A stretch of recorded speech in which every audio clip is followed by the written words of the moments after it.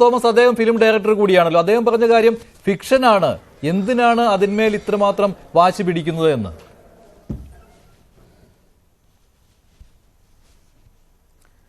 Jose Thomas ഈ കാര്യം മനസ്സിലാക്കാതെ പറയുന്നതല്ല അത്.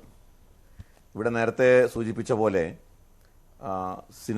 സിനിമകളായിട്ട് കണ്ടാൽ മതി എന്ന് പറഞ്ഞാൽ കേരള സ്റ്റോറിക്ക് ആ സൗജന്യം കൊടുക്കാൻ ഇവിടെ ആരും തയ്യാറായില്ലല്ലോ. സിനിമകളായിട്ട് കണ്ടാൽ മതി എന്ന് പറയുമ്പോൾ കാശ്മീർ ഫയൽസിന് ആ സൗജന്യം കൊടുക്കാനായിട്ട് ആ രീതിയിൽ കാണാനായിട്ട് ആരും തയ്യാറായില്ലല്ലോ. അതിനൊക്കെ അന്ന് വിമർശിച്ച് വലിയ തോതിൽ വിമർശനങ്ങൾ ഉന്നയിച്ച് കീറിപ്പൊളിക്കുകയായിരുന്നു കേരളത്തിൽ. നമ്മൾ ഈ ചർച്ച അതിനെ സംബന്ധിച്ചുള്ള ചർച്ചകൾ നമ്മളും ഈ ന്യൂസ് 18 നടത്തിയിട്ടുണ്ടല്ലോ.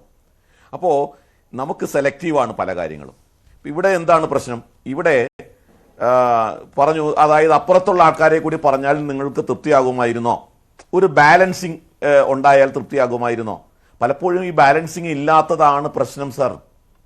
മറിച്ച് ഏത് വിഷയവും ഏകപക്ഷീയമായ ആക്രമണത്തിന് വിധേയമാകുമ്പോഴാണ് ആ ഭാഗത്തു നിന്നുള്ള പ്രതികരണങ്ങൾ ഉണ്ടാവുക.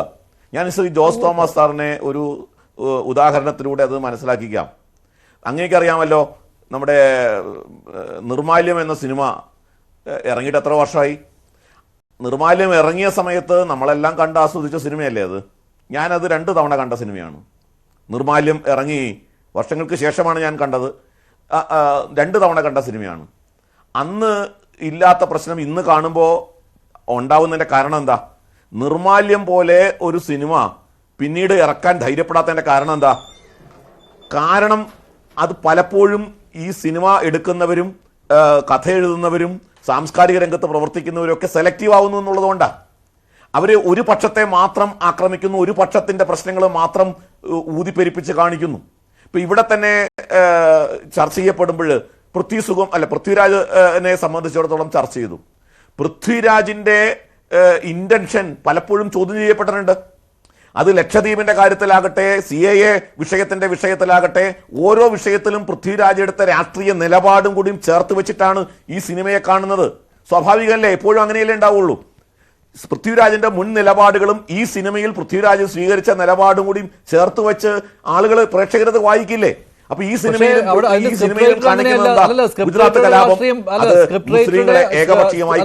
തിരക്കഥാകൃത്തായ മുരളി ഗോപിയുടെ രാഷ്ട്രീയത്തെ കുറിച്ച് വേറൊരു ചർച്ചയായിരുന്നു കേരള സമൂഹത്തിൽ നടന്നിരുന്നത്. ഇപ്പോൾ ഇവിടെ നേരത്തെ പറഞ്ഞിരുന്ന ലെഫ്റ്റ് അതിന്റെ തിരക്കഥാകൃത്തായിരുന്നുവല്ലോ. അന്ന് അദ്ദേഹം ഏത് രീതിയിലുള്ള വിമർശനമാണ് ഏറ്റുവാങ്ങിയത്? ഞാൻ മുരളി ഗോപിയെ കുറിച്ചല്ല പറഞ്ഞത്. സ്ക്രിപ്റ്റ് റൈറ്റർ എഴുതിയത് മുഴുവൻ സിനിമയാക്കണം എന്നില്ലല്ലോ.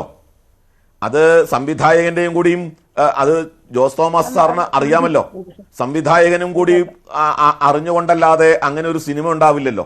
അപ്പൊ ഇങ്ങനെ ഈ രീതിയിലേക്ക് അതേ സ്ക്രിപ്റ്റ് തന്നെ വേണം എന്ന് നിഷ്കർഷിക്കുകയാ. അതേ രീതിയിൽ സിനിമ എടുക്കുമ്പോൾ അതിലൂടെ ഒരു മെസ്സേജ് കൃത്യമായിട്ട് കൊടുക്കാൻ താല്പര്യപ്പെടുന്നില്ലേ? ഇപ്പൊ ഇവിടെ നോക്കൂ, തീർത്തും നിഷ്കളങ്കമായിട്ട് പറയാൻ സാധിക്കുന്ന കാര്യമാണ്. അതായത്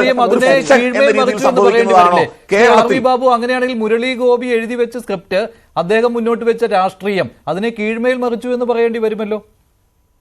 ആ പ്രചാരണവും നടക്കുന്നുണ്ടല്ലോ. അത് മുരളി ഗോപിയാണ് വ്യക്തമാക്കേണ്ടത്. എനിക്കതിനെ കുറിച്ച് പറയാൻ നിവൃത്തിയില്ല. മുരളി ഗോപി പറയണം, താൻ എഴുതിയ സ്ക്രിപ്റ്റ് തന്നെ അക്ഷരം പ്രതി മാറ്റാതെയാണ് ഈ സിനിമ ഉണ്ടായത് എന്ന് മുരളി ഗോപി വ്യക്തമാക്കിയാൽ നമുക്ക് പ്രശ്നമൊന്നുമില്ല. ഞാൻ പറയുന്നത് ഈ സിനിമ ആസ് സച്ച് ഇപ്പോൾ നമ്മൾ കാണുമ്പോൾ മനസ്സിലാക്കുന്നത് എന്താ? നോക്കൂ, കേരളത്തിലെ ഒരു ഹിന്ദുത്വ രാഷ്ട്രീയ പ്രസ്ഥാനം, ജോസ് തോമസ് സാർ എന്താണ്, നമ്മളൊക്കെ അരിയാഹാരം കഴിക്കുന്നവരല്ലേ? ആ പ്രസ്ഥാനത്ത് അത് കേവലം ഫിക്ഷനാണ് എന്ന് പറഞ്ഞാൽ അത് തൊണ്ട തൊടാതെ വിഴുങ്ങാൻ കഴിയുമോ? ആ പ്രസ്ഥാനം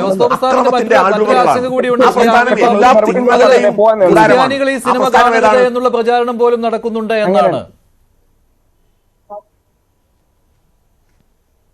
അല്ല, ക്രിസ്ത്യാനികൾ ഈ സിനിമ കാണരുത് എന്ന് പറയുന്നത് വേറൊരു ആംഗിളിലാണ്. അത് ലൂസിഫർ ഇറങ്ങിയപ്പോഴും ആ ചർച്ച ഉണ്ടായിരുന്നു. അതായത് ചെകുത്താൻ എന്ന ആ ഒരു ആശയത്തെ പ്രൊമോട്ട് ചെയ്യുന്ന ഒരു സിനിമയാണ് ലൂസിഫർ എന്നും അത് ക്രൈസ്റ്റിന്റെ സങ്കല്പങ്ങൾക്കെതിരാണ് എന്നും ഉള്ള വ്യാഖ്യാനങ്ങൾ ലൂസിഫർ ഇറങ്ങിയപ്പോൾ ഉണ്ടായിരുന്നു. അത് തന്നെ ആവർത്തിക്കുന്നു എന്ന് മാത്രമേ ഉള്ളൂ. ഞങ്ങളിവിടെ ഏതെങ്കിലും സംഘടന സിനിമ കാണരുതെന്നോ ഒന്നും ഒരു ആഹ്വാനം ചെയ്തിട്ടില്ല. മറിച്ച് ഈ സിനിമയുടെ പോരായ്മകൾ ഒരു തീം എന്റെ അടിസ്ഥാനത്തിൽ ചർച്ച ചെയ്യുമ്പോൾ ഈ സിനിമ കൃത്യമായ ഒരു വിഭജനം ഉണ്ടാക്കുന്നു എന്നുള്ളതാണ് ഞങ്ങൾ ചൂണ്ടിക്കാണിക്കുന്നത്. ഈ സിനിമ കൊണ്ട് യഥാർത്ഥത്തിൽ വലിയ ദോഷമുണ്ടാക്കുന്നത് ഈ നാട്ടിൽ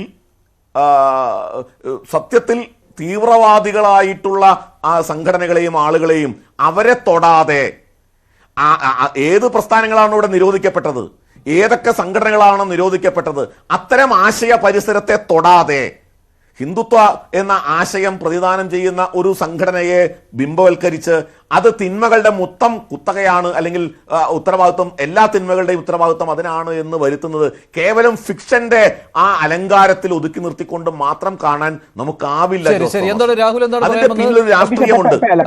ആ രാഷ്ട്രീയമാണ് ചർച്ച ചെയ്യപ്പെടുന്നത്. ആ രാഷ്ട്രീയത്തെ കാണാതിരിക്കാൻ സാധ്യമല്ല.